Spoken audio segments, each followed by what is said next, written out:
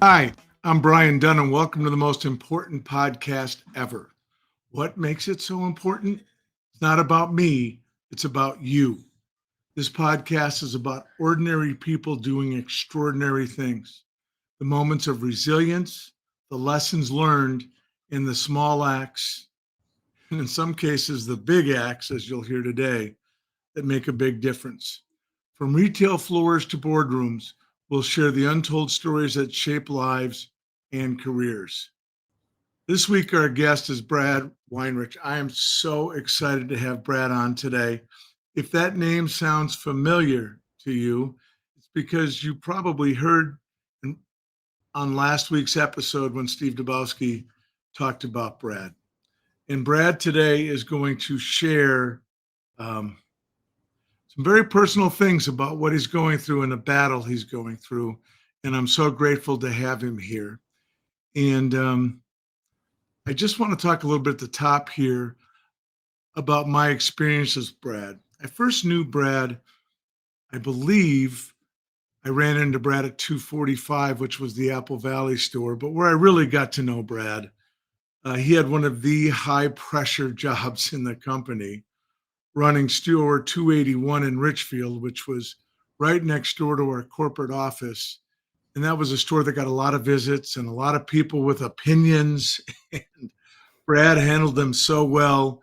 And Brad and I developed a very direct rapport, and we cut through layers between us and dealt with each other very directly. Brad is someone that I have a great deal of respect for. Brad also is a living, breathing example to me of what's really good about social media. You know how we talk about what's bad about social media? I've been able to keep in touch with Brad and follow his amazing story. And with that, I want to welcome you, Brad, and turn the mic over to you and let you introduce yourself a little bit. Yeah, thanks, Brian. So as Brian mentioned, Brad Weinreich came from live in Minneapolis, St. Paul suburbs. Um, Came out of the retail sector. I started at Best Buy when I was 16, and left in 2009. So it was a long journey of many different departments and jobs, leadership roles, culminating in time as a GM. My first store was Store 6 in Inver Heights, West St. Paul, whatever you want to call it. Then went down to Texas to help start a new district down in South Texas. And when I decided to start a family, we came back, and I ended up in that Richfield location, which I had been in before as an assistant manager, but then ended up taking over as the general manager. So loved my time there, have a billion stories, and it's why we're here today, quite honestly. As Brian said, Store 245 in Apple Valley was my first role. I was 16, working in the media department, and got pulled back to Car-Fi, was selling Car-Fi, and Steve was installing what I sold. Assuming that I sold the right thing, which he might have a different opinion on, but we were partners there. And that went on to become a GM, like I said, of several different stores, ending with store 1000 in the Mall of America, which was a grand opening journey. I hope we can talk about, Brian. That was just amazing. Now I'm a director of sales development for a company called Accruent. And I'm not going to get into too much detail, but to tell you that we sell software to businesses with a wide variety of different needs. So it's a pretty diverse group of products that we sell. And I have a team of 11 BDRs that report to me and a manager who does as well. Just a wonderful team, a great team to be a part of, and one of the big support systems behind me as I go through this story. So 3 kids, 17, 15, and 10. So a wide variety of sports right now. Brian met my oldest daughter when she was just under a year. I can't believe she's 17. Right. I just Right. She's going to proms, she's working, she's looking at colleges. She went to my alma mater, this past week, Morehead State University. So I got to see her in front of the dragon statue where I spent so many of my, formative years. So, but yeah, and then my wife, Mindy, and I are kind of the team that we'll talk a lot about today. She's my wife and my caretaker as well. And one of the main reasons I'm sitting on camera today after these last 3 years. I want to spend a lot of time talking about that today. And if you don't mind, Brad, we sort of heard about from Steve's side of things, what he was doing. Can you share with us a little bit about what you're battling right now, just to Sure. help us understand? Yeah. Get it out there, right? Yeah. So it's called stage 4 kidney failure or stage 4 kidney disease. And that means that my kidneys do not function. They just don't function. So because of that, I have to be on a program or a treatment called dialysis, which I think I had heard of before this, but didn't know what it was. And to make it very simple, basically my kidney is now a machine that is in my home, about the size of a dorm room refrigerator with a microwave on top of it. Maybe everyone can imagine that. It's fairly big, but it's in my home, sitting next to my dialysis chair, we call it, and my books and things that I need during treatment. So because of the failure of the kidneys, I need to be on dialysis. And that is something you either do what's called in-center in a dialysis clinic. Generally for me, that would be 3 days a week, about 4 hours a day. And then I was given the option about a year ago to train to do it in home. And we took that step. So now today I spend 5 days a week for about 2.5 hours. So a little bit more time, but it feels like less time because there's no commute and it's just a lot easier to deal with that way. So yes, that's the diagnosis. That's the treatment that I'm on for it right now. And then along the way, I've had a couple of surgeries that were part of getting my body ready to receive a transplant. And for somehow, 1% of this happens in both cases. I needed follow-up surgery. So it's been an incredible journey, but that's kind of where we're at today. So just seeking to understand, when were you diagnosed?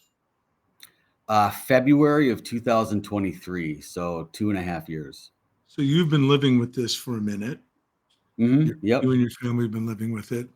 And the only real cure or path to reverse is a transplant. Is that right? That's correct. I mean, you can be on dialysis for as long as your body can take it. It would be years. But yes, the only cure, as it were, would be to get a transplant. And the whole idea of so basically it's been a waiting game. Right. So the way it started was I had to be healthy enough to receive a kidney. Now, when all this was initially happening, I was not healthy. I had been carrying this extra water weight that I didn't even realize I was not getting rid of through normal human process. And then I went in for just a regular doctor's appointment and my kidney numbers were through the roof. And so I went to a nephrologist, which is a kidney specialist. And he said, okay, we see kidney damage. You're probably in the stage 2 or 3 range at this point. We'll monitor and put you on some prescription drugs. We did that. It was okay for a couple months. And then all of a sudden it was just stage 4. He doesn't know why it was so fast.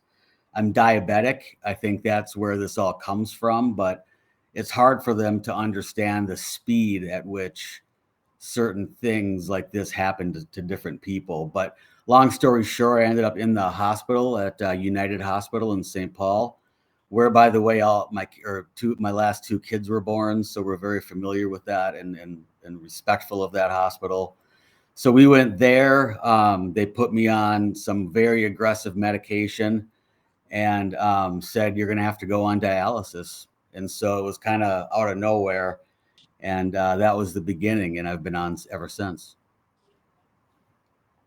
And so big changes in your life, right? So you're the dialysis, and you said that's 5 days a week now at home. Correct. And then I presume you have to learn all about the world of transplant lists and how that all works. Do you mind giving an overview to us of how that works? Sure. As soon as you're deemed ready by your team of doctors, they list you on the UNOS transplant database, this online, I mean, millions of people. And you have to stay active on that list. So I'm in every 3 months down at the clinic in Rochester at the Mayo, giving a panel of blood results and meeting with doctors and transplant nurses to make sure that I'm healthy enough to receive it. So that's the part I was really unaware of. I thought we'll just rip it out and put a new one in, all the TV and movies and things that you see. But yeah, it's a process to get on that list. And that list is then organized, I think, by, age and, level of health. And if you have the opportunity to immediately receive, you have to stay active. So then you're just on that list. At any point, the Mayo said I could get a call and I'll have, I think, a 4-hour window to get checked in at the Mayo Clinic to receive. Now that would be a donor who has passed away. Right. Okay, the difference with a living donor that I've been told is that the kidney lasts longer when it comes from a living individual because they've been matched so perfectly with you beforehand. With the list, it's not about the match is probably just the blood type, and then you would go. Well, when you get tested, they're doing family history. I mean, maybe Steve would know more, or some folks that I know who got tested, but it's family history. It's a pretty deep health history. Some, mental questions, how you would handle certain things like psychologically, because it is a big step. And then the Mayo connects you with a care connector who's done it and answers all your questions. So everyone I've spoken to who's received a care coordinator call said it was fantastic. Here's what to expect from a recovery perspective, from a emotional perspective, a physical perspective. And my understanding is you don't come out of these conversations not completely knowledgeable in what you're about to do. Right. So, yeah. And are you still working through all this? Yes. Yeah. Yep. I'm currently working a full-time normal schedule. Because I'm just thinking, what an enormous shift in your paradigm and how you think about your day-to-day life and all that. And is there a normal rhythm to your life now? Yeah, we've gotten into a nice one. So when I was going in center, it was very difficult with my role because you're in a clinic with 10, 15 other people dialyzing, and there's noises, there's beeping, and any clinic noise that you can imagine happens in these DaVita clinics. So that was a little tougher, but getting this opportunity to work from home or to dialyze from home and to work from home has made it possible. So I get up and work like a normal day. And then about an hour or two after work, when I know that I'm, safe to stay off my computer, then I jump on the dialyzer and we do it usually around supper time, I guess. And then we just do that 5 days a week. You say it like we just do it 5 days a week. That's an enormous thing. And Yeah. you mentioned earlier that your lovely wife is your caretaker and is basically running that process. Can you maybe tell us a little bit about that? And if I'm getting invasive here, Brad, I want you to stop me, but I think it's so fascinating and so beautiful, actually. Yeah, it doesn't feel invasive at all. I'm happy to tell the story. I think two things. One, they're looking to shift a lot more people to home dialysis, and kidney transplants are so commonplace now, Brian. I mean, they happen. I mean, every day they're happening. It's become a common surgery, which also is comforting in a way. So the daily rhythm is Mindy kind of runs the show. I call her my dialysis nurse. I mean, I truly believe she could go work in a clinic today with very little training, but she runs the machine, meaning that we have to put settings in. Here's how much fluid we're going to pull from your body during today's session. Here's how much blood we're going to clean. So this dialysis machine hooks up to my chest. Um, sorry, to these two ports. If you can see that, Brian. I can. So those are inserted directly into a vein going right up here that goes directly above my heart. So it's a permanent access. It's called an access, a permanent access to complete dialysis. So then we hook up the machine. Turns on everything, and it's hard to describe beyond that. She just runs the show. I mean, this treatment, I thought I could do it alone. There's no way. I don't have the capacity to work and raise a family and do this. It's not just the 2.5 hour treatment. She needs to do everything for me. You feel like it's like you're in a body cast. You can't move. You're hooked up to this machine. So she's got to feed me and, refill my drink and, keep me from, going crazy. The machine will need tweaks throughout. She's running the machine throughout. And then she's doing all of our inventory. We have a full closet full of inventory just for this machine. Needles, tubes, et cetera, et cetera. There's just so much to go with it. And it's not even about that to me, Brian. I mean, that's a lot right there, having somebody be a caregiver. What really moves me is that she, without second thought, gave up her career.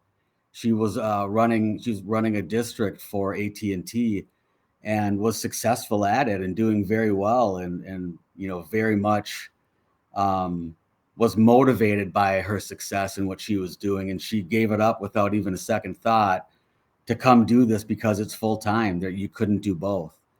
So just the level of selflessness that I saw there and commitment, which tied back to my marriage, right? In the first place, is that commitment piece. And that for her, it wasn't a hardship. It wasn't a choice. This is what we do. It's love. Yeah. And it's really amazing. Really amazing. And as you and I have been talking a little bit over the last week or two, have been reflecting on that and the level of commitment. It's not just you that has this problem with your kidneys. It's your whole family's involved. Right. So you get this diagnosis, and then you do the thing that leaders do. You build a rhythm around your life and you figure out how to manage the process. But there has to be all sorts of stuff happening in here. And I'm wondering if you can share with us a little bit about the impact it's had on you, not just physically, but mentally or any other way you want to share with us. Yeah. No, I'm just taking a note so I make sure I talk about it. I think the biggest one, Brian, was you have to grieve it like anything. It was an event that happened in my life, so I had to grieve. I had to realize that I had to make changes to my life in order to deal with this, and I realized it was going to change my life in one way or another. I had to move towards accepting it, right? That took some time, right? Right away, you want to go on Google and start finding out, and that turns into a whole new nightmare because you only see the negative, right? So there was that time I took, and Mindy, again, not to keep mentioning my wife, but she would be the one to come sit by me when I would be on the edge of the bed, just not knowing what to do that day. And it's just getting through it and saying, look, this is my life now. It's not going to be the same because I grieved my old self. Like, I'm not me anymore. A piece of me is missing, has died in a way. And I had to grieve that. And once I accepted it, it was really easy to start seeing the positives that you and I talked about. That really, for me, it showed me what true belief means, to believe something, whether that be your faith or your family or all of it together. Getting to reality is hugely important. And it's the same in business, right? Like, how do we get to reality? How do we get past here's what we want to see and say, here's what we're seeing. Now, how do we live in that world? So I've become an expert on the kidney, on what it does and how it feels.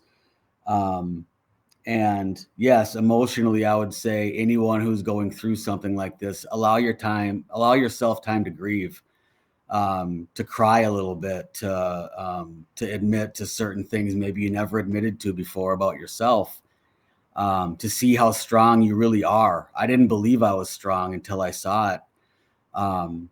And it teaches you resilience. And there's so much good that comes from the diagnosis or the acceptance of it as you go through it. I from my life experience, which isn't nearly as traumatic as yours, when Susie was diagnosed with breast cancer, a whole community you didn't know existed sort of pops up around you, but you do have to grieve. I love your language there.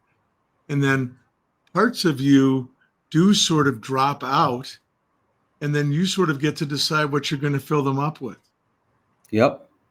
You're right.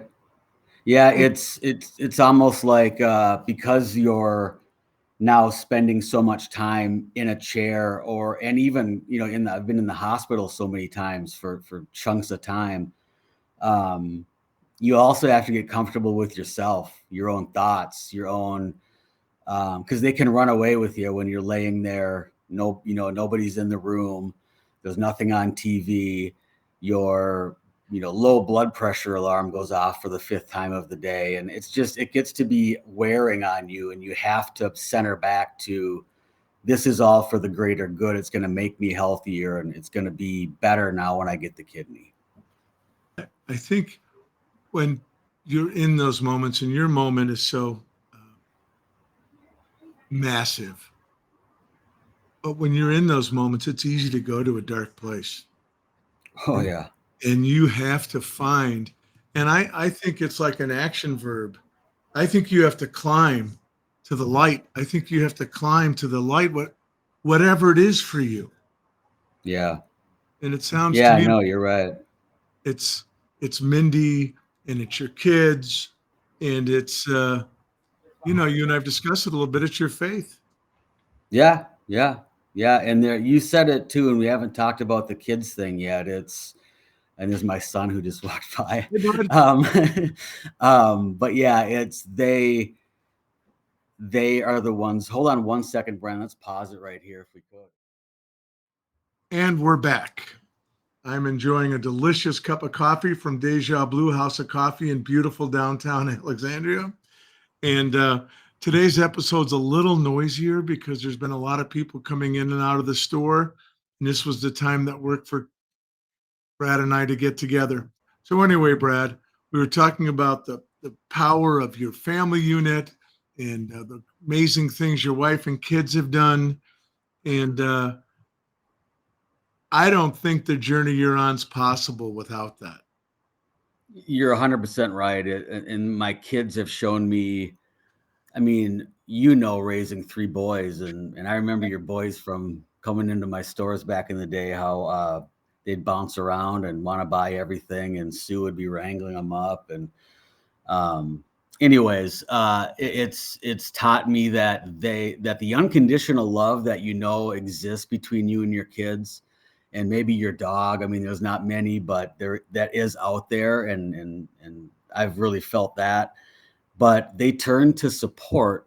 I supported them. I grew them from tiny things into hopefully good adults, and they're the ones now who are being strong for me.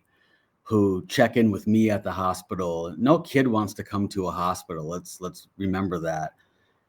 But there they are coming in just to be there for me. The FaceTime calls, the sitting with me at dialysis. I have kind of an oversized chair so they can sit with me in the chair. They'll come out and just talk to me. I mean, it's just a support level that you didn't consider getting from people who you're supposed to be supporting and raising. So they've become a central role in the support of what gets me through day to day. That's really beautiful, and it's a hidden blessing from a very difficult circumstance like that, like you're going through, is that all those relationships are not only tested, but grow, in my experience, exponentially. Yeah. And I think that is really an amazing thing. And I experienced it with my own sons when we went through Sue's illness and her passing. It creates a bond. This experience is creating a bond with all of you that's forever. And it's awesome. So you're waiting, you're getting yourself as healthy as you can be. Are you starting to worry about where's the kidney going to come from? Yeah, absolutely. Didn't at the time like the idea of the list, being waiting and then not knowing anything about who donated it. I think there's an incredibly personal connection that's going to happen with whoever you connect with that's going to do this for you. But to not know them, to have them be passed away. My aunt was a blessed recipient of a heart transplant a few years ago, and she knows that person's family very well now, knows their story, stays connected. I think that's a part of any lifetime changing event that you go through, is you're going to be with that core group of people who got you through it. But yeah, I'm worried about it at this point and looking and seeking out live donors. And all that means is I put a message on Facebook saying, hey, quick life update, folks. And, plenty of likes, but, lots of notes that came through as well on my messenger, including probably at the time, Brian, I'd say 6 to 10 people who said they wanted to step forward and get tested. Mayo Clinic then has a website that the person jumps on and it goes from there. Once that process starts, the Mayo tells you nothing. So it's the donor over here doing their stuff and then me over here doing my stuff. And we have to come together for every decision along the way. The Mayo will not do that due to privacy reasons. So there's a firewall between you and potential donors. Correct. So unless that donor tells you, you would have no idea, zero idea. So I think throughout this whole process now, 2.5 years, I've had somewhere in the neighborhood of 12 people who have attempted to be live donors, and 10 of them have failed. That sounds so harsh. 10 have not cleared the protocol the Mayo Clinic puts forward to be a healthy kidney donor for their good, right? We don't want somebody donating who then needs something for their life to be saved, And we'll talk about, I'll let you do the reveal on the relationship that's developed with the donor, but I also have a backup donor who my cousin Kirsten is a backup donor. And that's because she just had some stuff on her screening process that put her in the category of, we'll make you a backup if we can't find a living donor. So, and I think you actually should reveal the connection with you and the primary donor. Yeah. And I think it's a good time for us to do that right now. Excellent. I'm happy to do it. Yeah. So Brian talked about my history with Best Buy. I started when I was 16 in the Apple Valley store. And it was an excellent group of people. I know Steve talked about it too, that from Ross, our GM, who was just salt of the earth, greatest guy in the world, to us part-timers who were, in school, but this was our first job or our first or second job. Along the way of that journey, I met Steve Dabowski, who was an automotive installer, and I was a automotive sales rep or a Car-Fi sales rep. And that led, if you don't know that store or that background, in those days, we were a distant number 2 to Circuit City. Okay.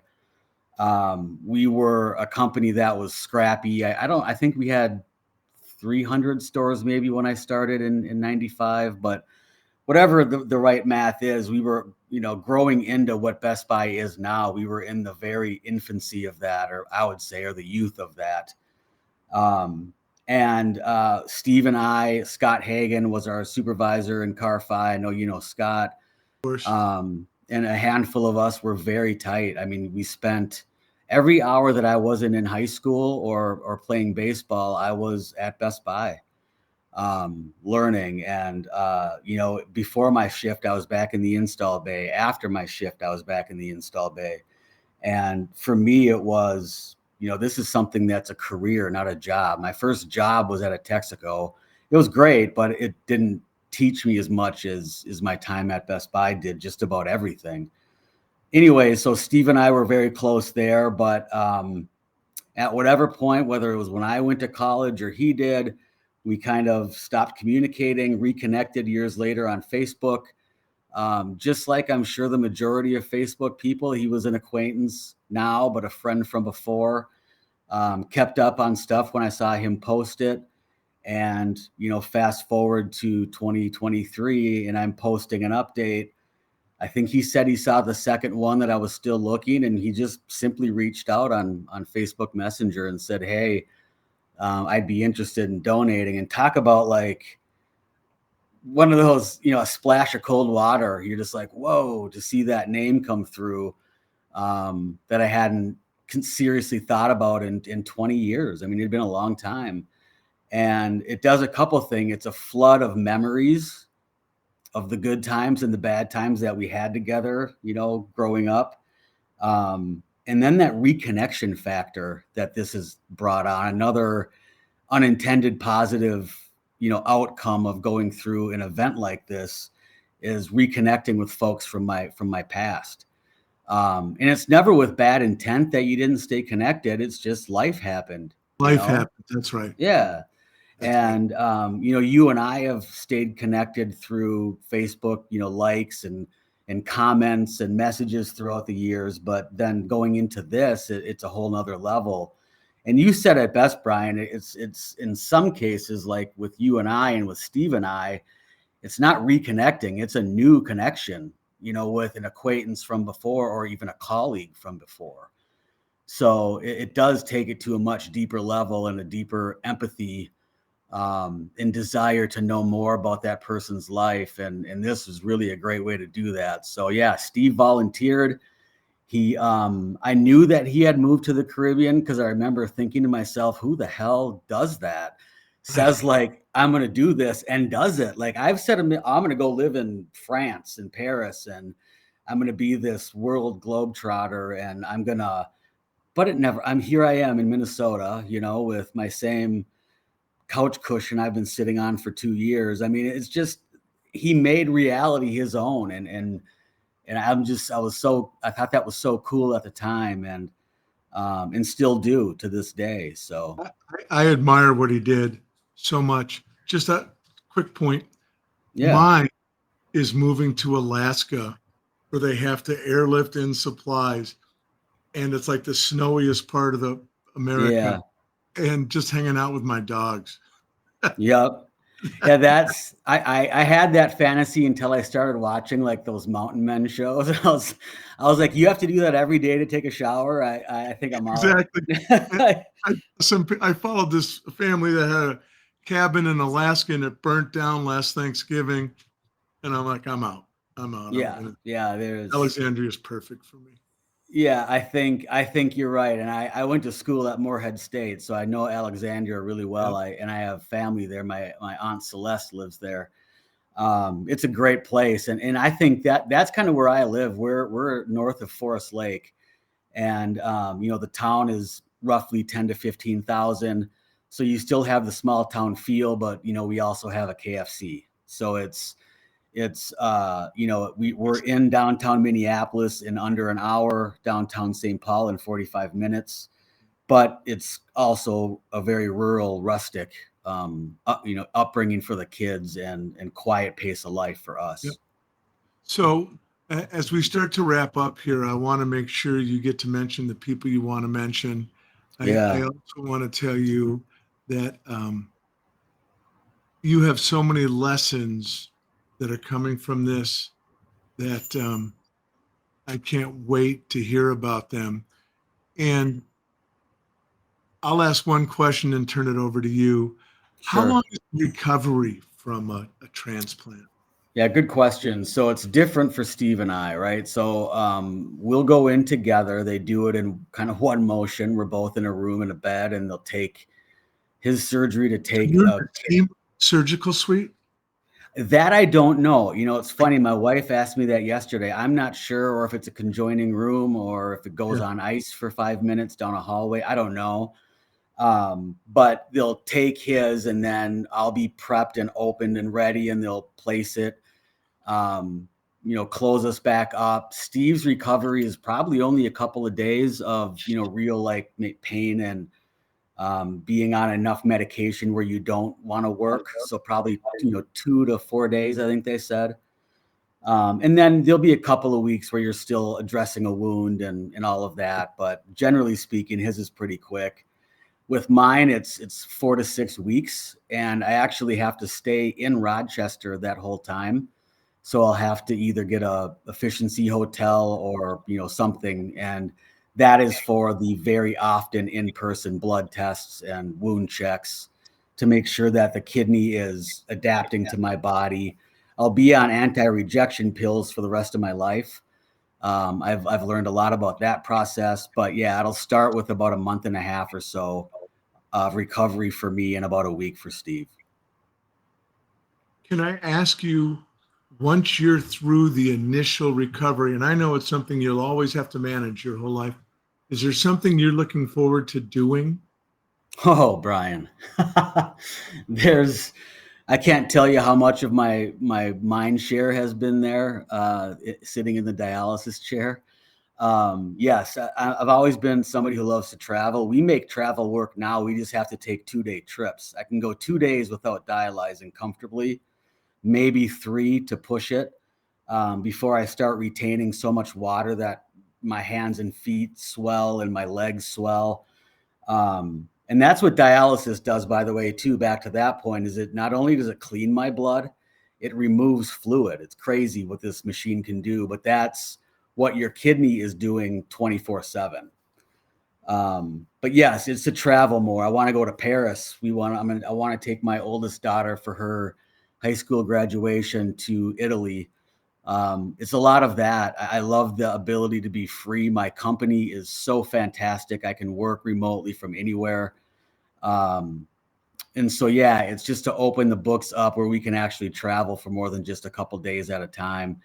And then the other piece is I want to get in my community somehow, and I'll explain that. So one of the life lessons that have come from this process is my practice of belief. It's kind of hard to explain. I'm still forming it myself. But Brian, I'm going to share a story that I shared with you. So you might have to bring me back to where we are right now at some point. So knowing my storytelling style. But I told you about the first time I had a complication during this 2.5 years was I had surgery because they found, long story short, that I had acid reflux that could turn into a problem down the road. They wanted to address that. And that is done through a bariatric surgery on my stomach. So they did this surgery. The surgery went well. I was great. Everything was good. And then the connection that they had to make to avoid the reflux, there was a pinhole in there, and that's not good. And so I ended up with sepsis, and that manifested through a dramatic drop in my blood pressure, which is also a side effect of dialysis that we have to watch closely.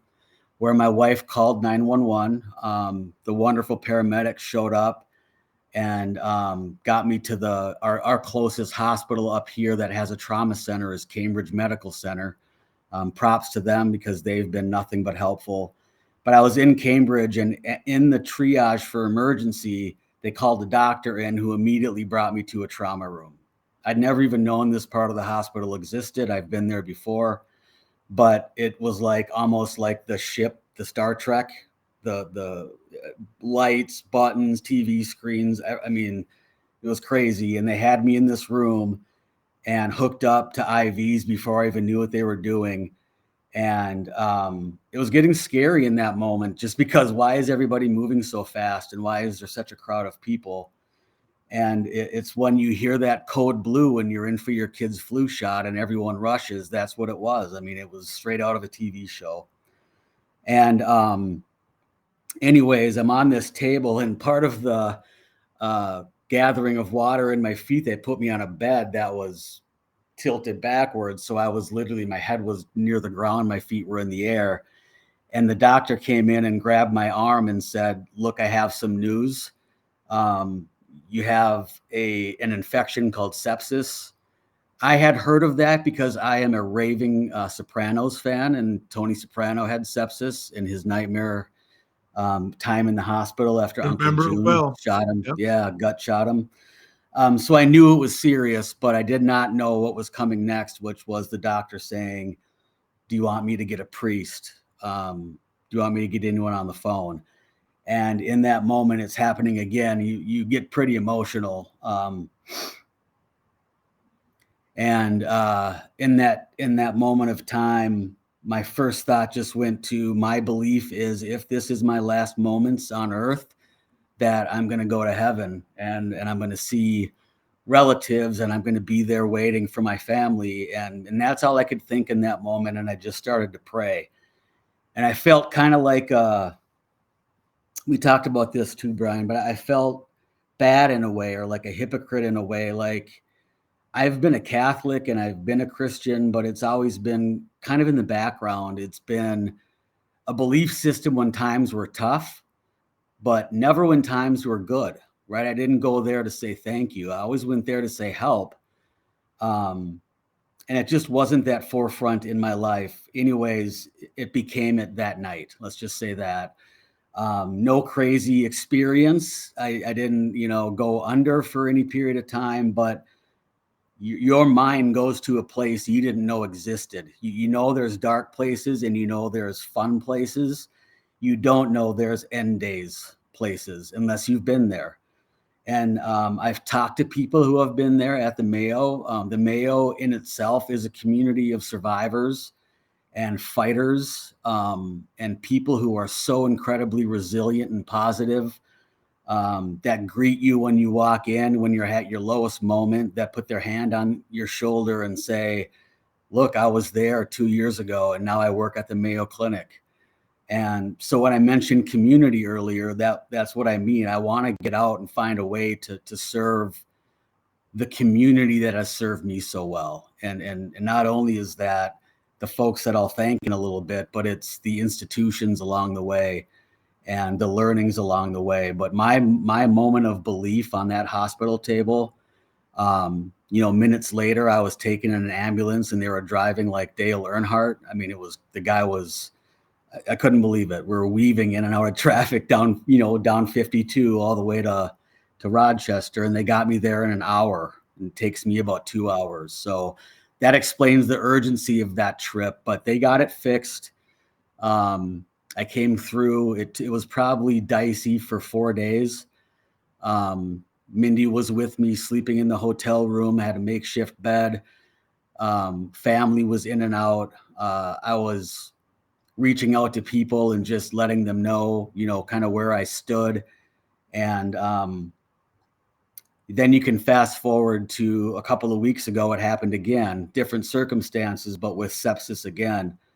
And right back to the belief cycle. I said, I believe I'm going to get through it because I am being seen by these top doctors in the world at the Mayo and United. And I always go back to that. I go back to, I'm in the hands of people who are guided by their belief system, whether that be God or whatever. So I always ask God, provide their hands in the right way and give them the motivation and the desire and the will to help me and get me through this. And, I introduce myself to every doctor if I'm not already on the drugs, or talk to them after. And I always make sure I tell them, like, you're part of this story now. And I will remember you and the role you played for as long as I live.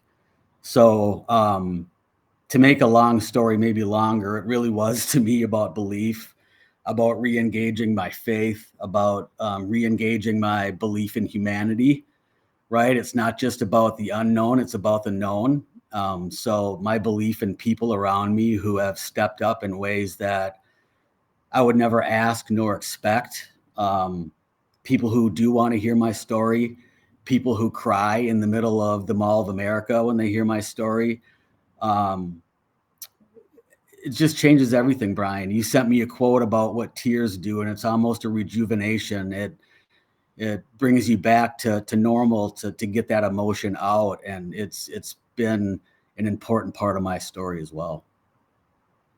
Your story is so powerful, and it is, I think, just starting. I think Yeah, you have a remarkable journey in front of you. I want to make sure I leave you time here to thank anybody you want to thank. yeah. And you go ahead. All right, thanks, Brian. It's going to go back and start with Mindy, my wife, somebody I've been in a relationship with for a long time now, who knows, I mean, it's all the cliches of marriage. She knows me better than I know myself. She's a wonderful partner. We're best friends. I mean, I hate to use cliche words, but they're true with us. I mean, it's just true.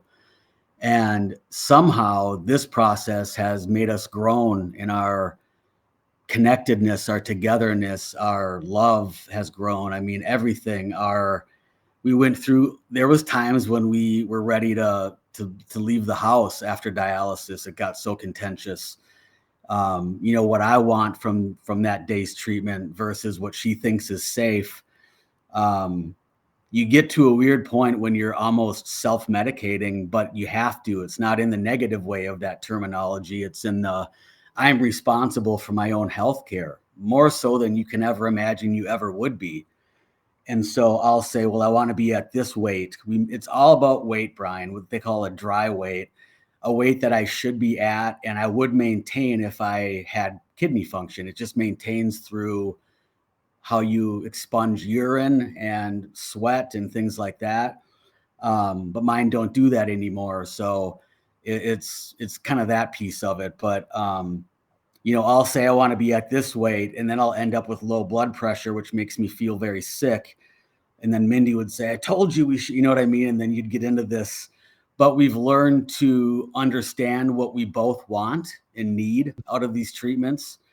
By just having open communication. And that goes back to your work life as well. I mean, communication, I've been hearing about that since the day I was promoted to run Store 6 in West St. Paul when I was 23 years old. Communicate with your team. And that has brought Mindy and I even closer. So I can safely say without drama, that I wouldn't be here without Mindy. She has literally made the phone call to 911 to save my life 3 or 4 times at this point. Not only that, she knows what to do and the signs to recognize. I can't make that point more important to this audience, that if you have an ongoing illness or fear of a stroke, their heart attack, whatever it might be, there are signs that are going to show you that it's coming. Please beware of those, because Mindy has saved me. The doctors have said if you didn't make it here a half hour earlier, sepsis would have taken your life. There gets to be a point that you can't go back on an infection. And so Mindy, she's my life at this point, a living angel, somebody who cares more about my health than her own, and just refuses to give up. She shows as much strength and resiliency as she says that I do. And we'll kind of get in that funny little, no, you're stronger. No, you're stronger.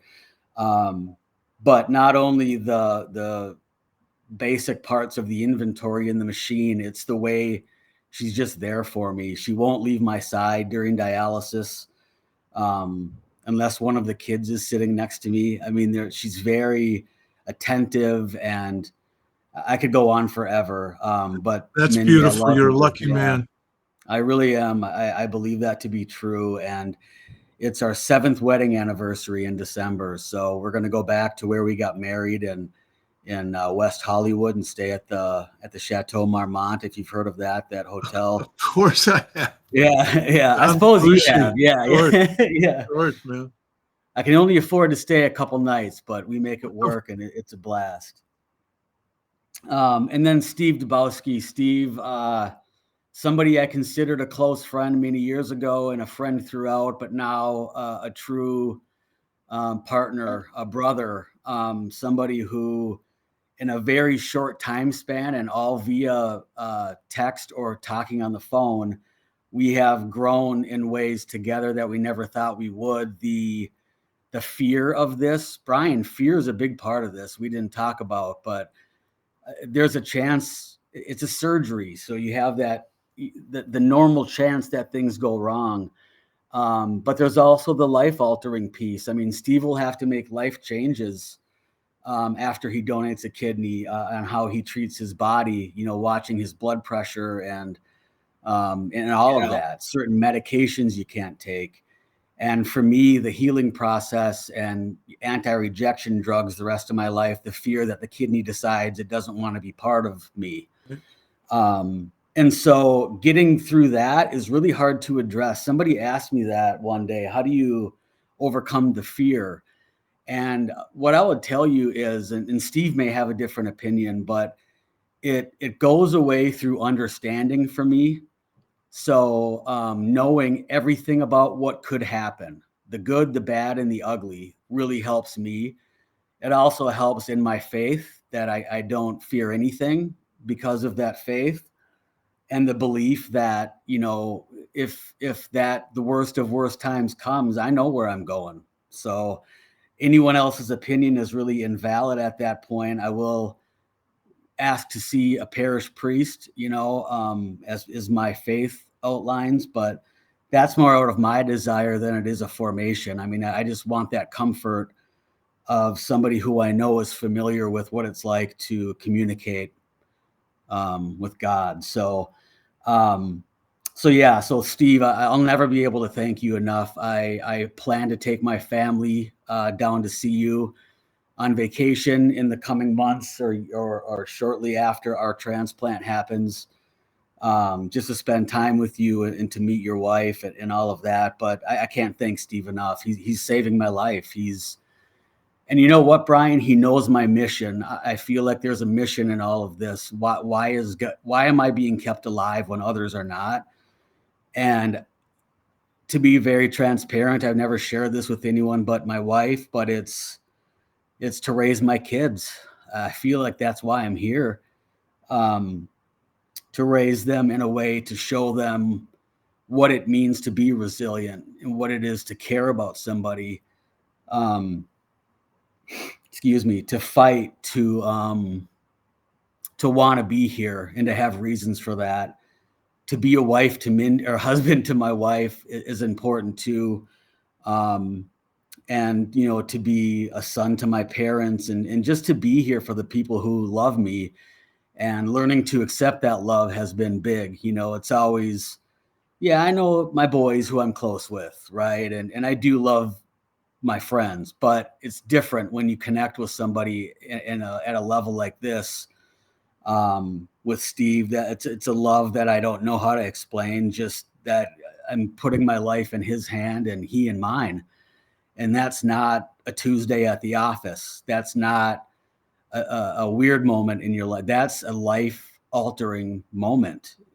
He's giving part of his body so I can raise my kids. That's what it comes down to. And I'll never be able to effectively speak to it or effectively thank him for it. But wow, what a thing to happen in my life, and that will be ongoing. It's not a moment either. This is forever now. I mean, he and I are bonded now, whether we like it or not, forever.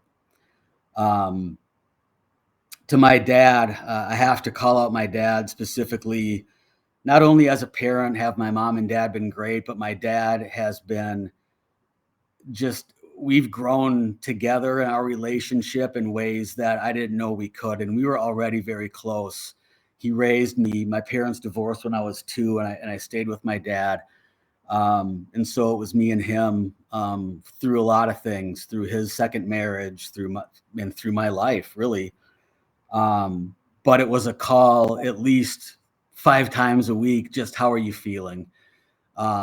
Never overstepping with advice or stepping on if I was emotional. He just listened. He was just there.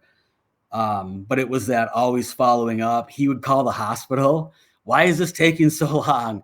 Where is my son in the process? Well, we can't tell you anything, sir. Okay, well, then I want to donate. Well, goes through the process, can't donate. Just like my mom, they, for some reason, were not matches.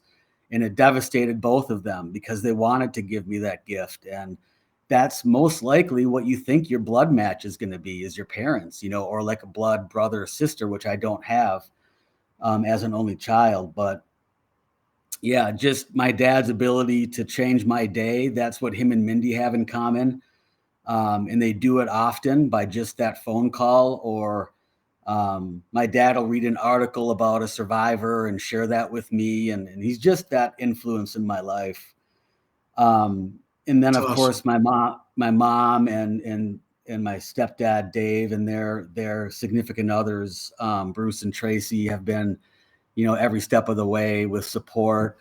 The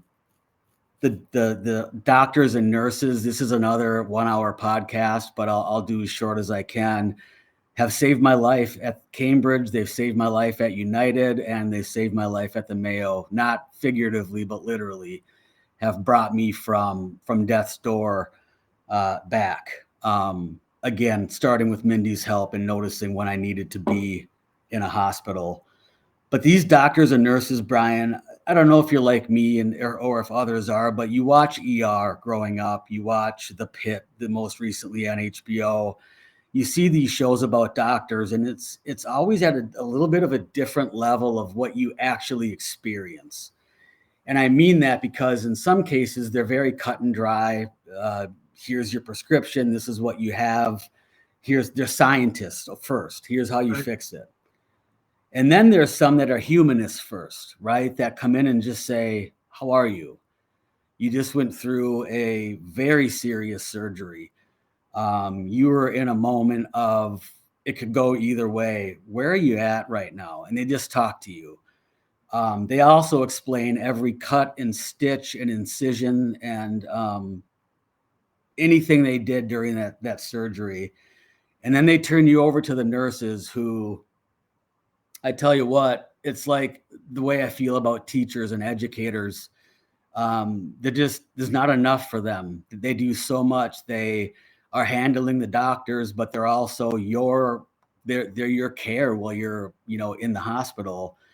And I've had so many nurses who come in and just sit down and talk to you. I mean, yes, they're pulled in directions, but when they have that time, they spend it with their patients. And they're in there asking me how I could feel better. They're incredibly concerned with your pain management. The things that really you're suffering with in the hospital, they're there to help with that. I can't cite enough examples of going from a really low feeling to a better one because of a doctor or a nurse. And believe me, I know they're keeping me alive. So I don't take those relationships for granted. And then finally, Brian, I want to thank you, and I'll share a little story about our background. But when I was running the Richfield store, it was my first Black Friday or day after Thanksgiving. And I'd been through several in smaller stores. I think, West St. Paul was about a $40 million annual store for revenue. But Richfield was the flagship. It was a whole different, excuse me if you can hear my dog. It was a flagship. It was a different idea. This is our flagship store that we're going to show investors. We're going to show our corporate team. We're going to show everybody. This will be the crown jewel. And so the expectations going in there were enormous as a young leader. And much like what I'm going through now, you had to have support. But anyways, to get to the point, it was my first Black Friday, and Richfield, correct me if I'm wrong, Brian, had done $1 million before on Black Friday, right? That had happened several times. I don't know what the company Okay. breaks out publicly, and I'm not connected to the company, but it was big numbers for sure. Right. Let's just call it big numbers from here on out. But I knew I was going to deliver that. And what we had in our way, the roadblocks, if you would call them that, were Eden Prairie had just opened a store, and we had pulled all of that business at Richfield leading to that point. And we had opened Egan, and we had relocated Burnsville. And I don't know how much more I can share, but we were facing challenges to reach the revenue mark we wanted to reach on Black Friday. So leading up to it, it's all we talked about, all the store talked about, getting ready, the preparation, the amount of feedback you get preparing specifically the Richfield store is on the high level. I went from running a store where everything was on me to it still is on you. Don't forget that, but we're going to have a lot of ways to tell you to do it. So anyways, we get there. It's 2 a.m. on Friday morning after Thanksgiving. We get our opening crew in the store. Fast forward to the opening meeting. You were there along with other district and regional support. And I jumped up on the customer service desk. And instead of giving my normal, as most will remember who know me from this call, a long-winded, hopefully inspirational speech. Instead, I just started saying 1 million. And I kept repeating that. And then the team started chanting it. And at 7:00 p.m., we hit our goal. And beyond the reps in the store who were giving hugs and holding hands and high-fiving, the first call that I received was from you. And it was you watching the green screens just like I was, and saw that we crossed the line, and we celebrated together. So your and my journey started a long time ago, even before that. But to me, that day was one of the stories that solidified our relationships as just a bit more than colleague. Because then you brought me on the GM forum when I was a more seasoned GM to represent the entire company in the decisions that we made for the future of Best Buy. And that was an honor that I still talk about on my resume if I'm talking with leaders about something you can do internally, but also through connections to really grow into who you become today. And they weren't all easy discussions. Like Brian said, it was a transparent discussion. I remember telling him, you need to keep people out of my face from corporate. This needs to happen because I can't function effectively. Or him saying the store cannot look like this on a Wednesday or on a Saturday or on any day. We have to have, if it's going to be the flagship, you need to make it and keep it the flagship. And so we went through those times, and I wouldn't change it for anything, because it taught me, resiliency. It taught me effort. It taught me understanding as a leader that you are representing the company to your line level, and to your community. How many times did I have to go on KMSP and interview about the Nintendo Wii? It taught me many things in my life that are happening today as I deal with this illness. So having you reach out and say that you wanted to share this story, I've never been on a podcast. I listened to some. But again, this right now in real time has changed our relationship, Brian, and in only the best way. And the conversation we had yesterday, I won't share it, but that meant something to me that I won't soon forget or ever forget, quite honestly. So the moment that I mistakenly find out your address in Alexandria, it's going to be a problem, because I'm going to be up at your door. I want to have you and Mindy, and I want to have Audrey and Steve up. I think that would be a fun little weekend for us. I thank you for the kind words, and I just want to close by telling you how much I admire you, your courage walking through this, how much I admire Steve, and how hopeful the story makes me feel about the general condition of humanity. And I love you. I'm proud of you, and I'm going to be rooting for you every second of the way. And then you're going to keep connected with us. And then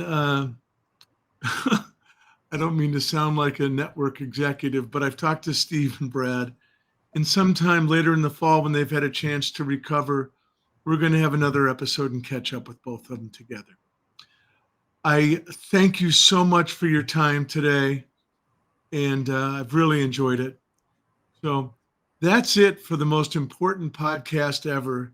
Big thanks to Brad Weinreich for sharing his powerful story, and an even bigger thanks for all of you to hang in there and listen with us. It's a little longer episode than we normally do, but it's a pretty big story. If you enjoyed this conversation, please share it with somebody who might find it meaningful. You can watch and listen on our YouTube channel. You can follow us on social media. And please hit subscribe. It's free to you, and it helps us out a lot. So with that, we're signing off, and we'll talk to you next time. Thanks so much for watching, and thanks to the crew at Streetside Studio 7, and thank you to the Deja Blue House of Coffee, which you heard some in the background today. Anyway, take care.